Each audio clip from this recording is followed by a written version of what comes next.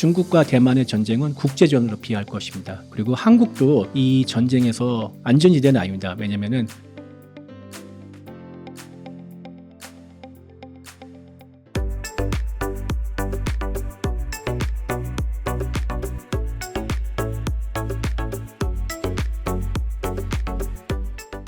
중국은 2027년에 대만을 침공해서 중국 통일을 이루겠다는 그런 시나리오가 많이 나오고 있습니다. 그리고 거기에 대해 우려도 많고요. 미국에서는 그에 대비해야 된다는 목소리도 많고요. 그리고 트럼프가 대통령이 될 경우에는 트럼프 참모진들에 따르면은 한반도보다 대만이 더 중요하기 때문에 우리는 중국과 한판을 벌여야 하기 때문에 주한미군을 빼가지고 중국에 대비해야 한다 이런 얘기를 할 정도입니다. 그래서 굉장히 핫 이슈고, 그리고 대만은 원래 한국보다 더 1인당 국민소득이 높았고 한때 아시아의 4룡 중에 하나라서 경제가 발전했고 거기에 따라서 나름대로 충실한 군비를 갖췄는데 90년대 이후에 많이 쇠락했습니다. 군사적으로. 그래서 지금의 물론 이제 대만은 외교적으로 고립돼 있지 않습니까?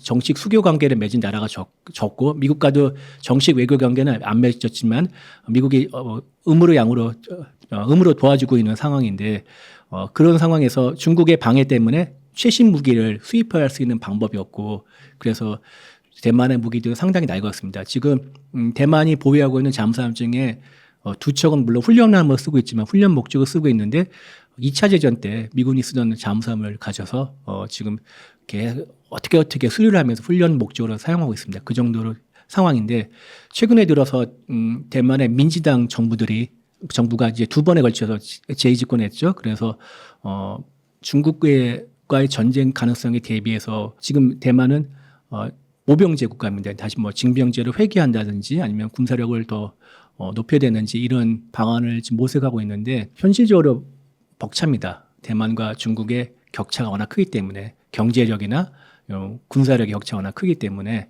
그래서 대만과 미국은 정식 외교 관계는 아니지만 미국은 대만 지원법이라는 법을 만들었습니다. 외교 관계 끊으면서. 그래서 되게 모호한 조항이 있는데 대만의 침공을 받았을 경우에 미국이 어떻게 되는지 간접적으로는 도울 수 있는 근거를 마련해 놨습니다. 그리고 미국의 국방부는 중국의 대만 침공에 대해서 상당히 현실성이 있다고 생각하고 우려하고 있으면서 여러 가지 도와줄 수 있는 방법을 지금 찾고 있습니다. 그래서 만약 2027년도에 중국이 대만을 침공할 경우에는 미국이 참전할 수 있는 가능성이 99% 이상이라고 생각합니다. 그리고 또 하나 참가자가 있는데 일본입니다. 일본은 대만과 역사적으로 관계가 있습니다. 대만이 일본의 첫 식민지였지 않습니까? 해외 식민지였고 관계도 있고 일본의 난세이 지도라고 있는데 난세이 지도가 대만에서 그렇게 멀리 떨어져 있지 않습니다. 그래서 대만에서 벌어지는 무력 분쟁이 일본 자국 영토에 영향을 미칠 수 있다 생각하고 그래서 난세이 지도를 최근에 일본 자위대가 많이 거기다 전력을 많이 지금 집중적으로 배치하고 있습니다. 그래서 일본 내부에서는 아직 명확한 통일된 의견은 없지만은 그래도 대만에서 전쟁이 일어날 경우는 일본은 미국을 도와서 참전해야 되지 않나 이런 의견들이 점점 설득력을 얻고 있는 상태고요. 그래서 중국과 대만의 전쟁은 국제전으로 비할 것입니다. 그리고 한국도 이 전쟁에서 안전지대는 아닙니다. 왜냐면은 생각을 해보십시오. 우리 팀장님이 중국의 정책 결정자인데 대만과 그렇게 멀지 않은 한국에 28,500명의 주한미군이 주둔하고 있습니다. 물론 주한미군의 제일 목적은 북한으로부터 한국을 방어하는 것인데 그렇게 멀지 않은 대만에서 전쟁이 일어날 경우에 미국이 참전한다고 결정하면은 가장 먼저 누구를 투입할 수 있겠습니까? 주한미군이죠. 물론 괌에도 있고 오키나와에도 있습니다만은 지상군은 주한미군이 제일 많습니다. 그래서 주한미군을 투입할 가능성이 있습니다. 그렇기 때문에 중국 입장에서 대만과 전쟁을 벌인다면은 주한미군의 발목을 붙잡아내는 필요성이 있겠죠. 그렇게 하면 어떻게 하겠습니까? 북한을 부추기겠죠. 북한을 부추겨서 전면 전쟁까지는 아니더라도 휴전선 일대 아니면 서해 일대에서 엄청나게 일정 정도 규모의 중급 이상의 무력 충돌을 벌일 경우에는 주한미군이 함부로 움직이기는 쉽지 않겠죠. 그래서 그 여파가 한반도에도 미칠 가능성이 크다는 게 제 개인적인 판단입니다. 중국이 대만을 노리는 이유는 일단은 중국의 같은 한민족, 그러니까 우리 한국의 한민족이 아니라 같은 한족에 분열되어 있는 상태에서 통일을 하면은 역사적인 정당성을 갖고 있겠죠. 그게 하나가 있고, 둘째, 시진핑이 사실 내세울 치적이 없는데 만약 시진핑이 대만을 침공해서 대만 침공을 명예해서 중국 인민해방군이 타이페이를 점령하고 대만 전체를 적화한다면은 그 엄청난 치적이 되지 않겠습니까? 지금 장기 영구 집권까지 할 수 있는 그런 또 발판을 마련할 수 있는 또 정치적인 목적이 있습니다. 그래서 이런 점 때문에 대만을 침공하는, 물론 경제적인 이유도 있습니다. 경제적인 이유인데 또 하나는 볼 수 있는 건 대만의 전략적 위치입니다. 대만은 동북아시아, 그러니까 한국과 일본으로 가는 주요 항로에 딱 이렇게 목을 지키고 있습니다. 그래서 중국이 대만을 만약 차지할 경우에는 이 주요 항로를 전반적으로 통제할 뿐더러 중국이 태평양 벗어나와서 그 하와이, 중국은 하와이를 기점으로 해가지고 절반을 갈라서 왼쪽은 중국이 갖고 오른쪽은 미국이 갖자 이렇게 제한하고 있는 상황입니다. 그럼 그런 상황까지 됐습니다. 근데 그렇게 나가려면 대만을 반드시 가져야겠죠. 그런 목적도 있고요. TSMC도 물론 있습니다. 그런 경제적인 이유도 있는데, 그래서 미국 일각에서는 대만을 침공을 받을 경우, 중국이 침공을 받을 경우에는 미국이 그 TSMC의 생산 시설을 폭파시키거나 뭐 공습이나 하여튼 뭐 폭탄을 던져가지고 터뜨려가지고 못 쓰게 만들어야 된다. 온전한 상태로 중국한테 넘겨줄 수는 없다. 이런 여론도 나오고 있습니다. 대만은 자체적으로 핵무기를 개발하는 프로그램이 있었는데요. 1980년대에 있었는데 그 프로그램에 참여했던 과학자 한 명이 미국으로 망명하면서 전모를 밝혔습니다. 그래서 그 이후에 그 자체 핵무장의 꿈은 접었고 그리고 물론 어느 정도 대만도 제가 보기에는 핵 무장할 수 있는 능력을 갖추고 있습니다.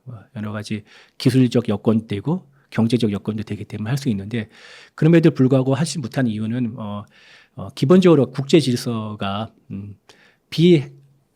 비확산 체제이지 않습니까? 핵의 비확산 체제이고, 그러니까 정식적으로 유엔 안전보장이사회 상임이사국 5개국을 제외한 나라들의 핵을 보유를 정식으로 금지하고 있습니다.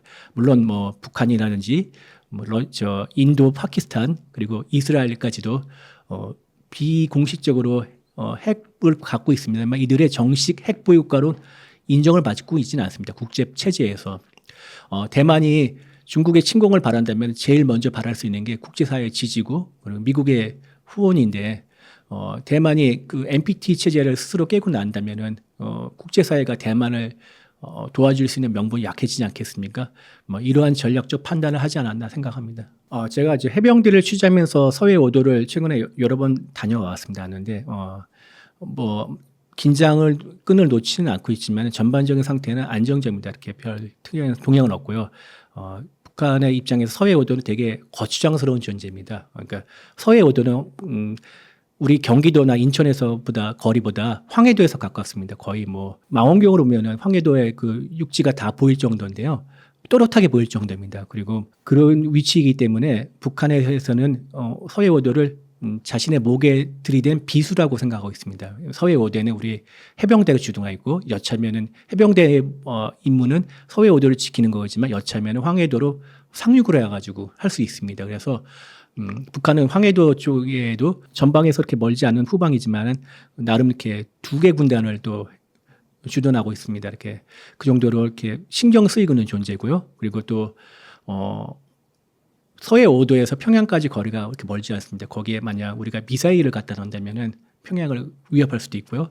그리고 여러 가지 전략적으로 요충지입니다. 그래서 북한은 서해 5도를, 또 서해 5도가 있기 때문에 거기 또 서해 5도를 기점으로서 북방 한계선 NLL이 그어졌지 않습니까? 해상의 휴전선이라는 그게 서해 5도를 기점으로 그어졌기 때문에 북한은 해전에서 나오는 항로가 되게 제한적입니다. 그래서 삥 돌아서 가기 때문에 여러모로 불편합니다. 그래서 거추장스럽고 불편하기 때문에 서해 5도를 예전부터 호시탐탐 노려왔습니다. 1970년대부터 북한은 서해 5도에 대한 야욕을 공공연하게 드러냈고, 그리고 우리가 아는 뭐 천안함 피격이든지 그다음에 연평도 포격전 같은 여러 가지 무력 도발을 서슴지 않고 벌여왔습니다. 그래서 그리고 이런 관점에서 김정은이 올해 초에 서해 오도에 대한 해상 경계선 발언을 하면서 뭔가 노리지 않을까 잔뜩 긴장했는데 그리고 또 북한의 이런 무력도를 되게 보면은 꽃게잡이철과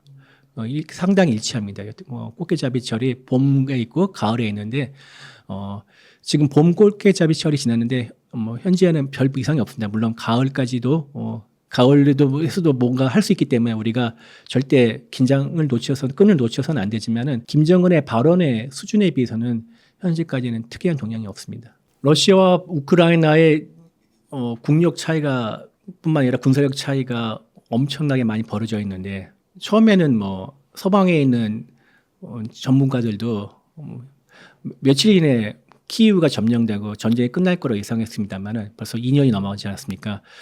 그 여러 가지 이유가 있는데 일단 러시아의 준비가 제대로 안 됐고 그다음에 전략 전술이나 무기 체계나 이런 것들이 형편없고 그다음에 러시아의 그러니까 군사력의 수준이니까 특히 훈련도나 이런 것도 낮고 또 서방이 또 직접적으로 뛰어들지는 않았지만 간접적으로 무기 지원하는데 서방의 지원이 컸다는 그런 또 분석이 있습니다.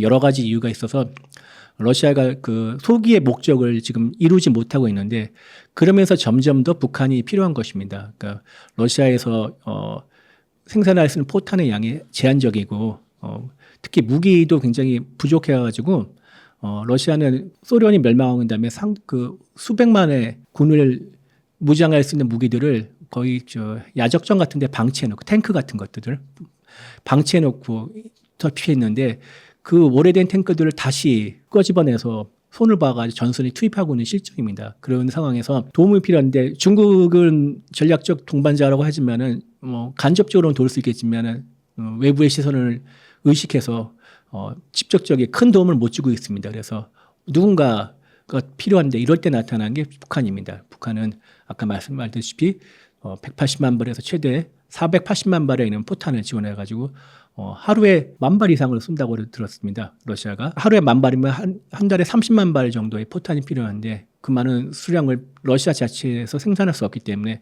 북한의 도움이 많이 필요한 상황입니다. 그리고 앞서 말씀드렸다시피 북한도 경제적 제재를 받고 있는 상황이기 때문에 뭔가 우회해서 할 수 있는 통로가 필요하고요. 그리고 아까 북한의 사정이 좀 좋아졌다는데 러시아가 우크라이나에서 뺏어온 밀을 제공했다는 이런 보도도 있는데 이런 필요성이 있고요. 그러니까 다시 말씀드리지만 왕따인 두 나라가 국제사회 왕따인 두 나라가 서로의 필요에 의해서 손을 잡은 건데 이 관계가 어떻게 오래 갈까 지속될까는 좀 또 별개의 문제라 생각합니다. 트럼프가 다시 집권할 경우에 이제 백악관의 NSC 그러니까 국가안보보좌관 1수로 꼽히는 인물이 있습니다. 이 엘브리지 콜비 전 국방부 전략개발 담당 부차관보 이 사람이 이제 중앙일보와의 인터뷰에서 이런 얘기를 했습니다. 지난 4월에 했는데요.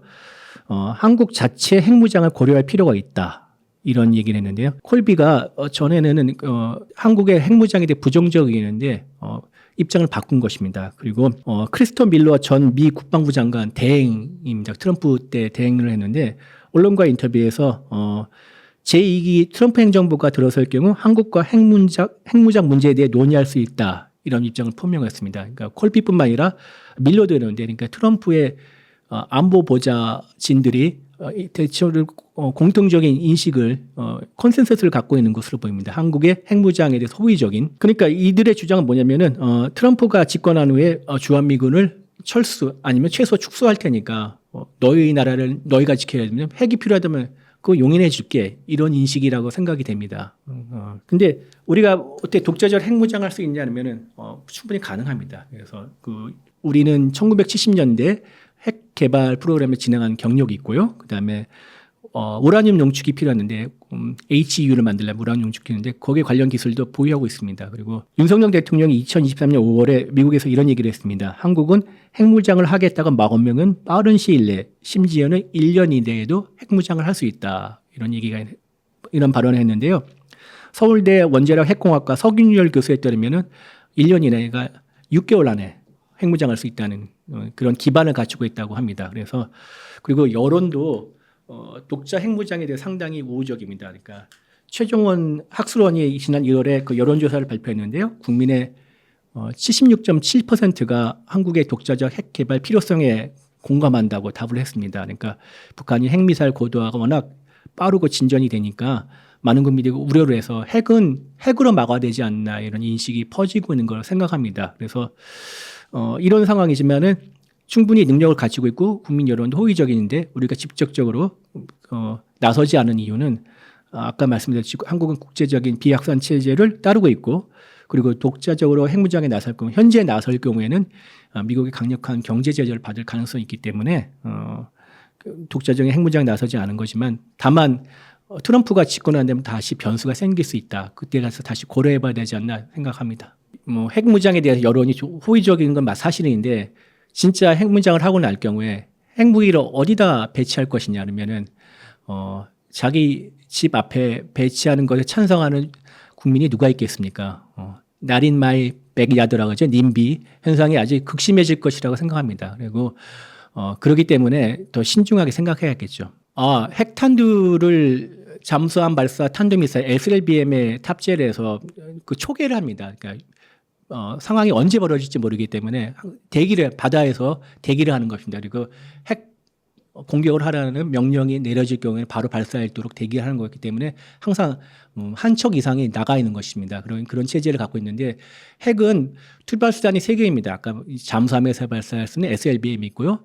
폭격기에서 떨어뜨릴 수 있는 폭탄이 있고요. 또 하나는 폭탄뿐만 아니라 또 이제 미사일, 폭격해서 발사하는 미사일이 있고요. 또 하나는 대륙간 탄도 미사일 같은 장거리 미사일이 있습니다. 근데 이 모든 투발 수단에 핵탄두를 갖다 끼우는 형식인데 이 핵탄두는 어디다 보관할 겁니까?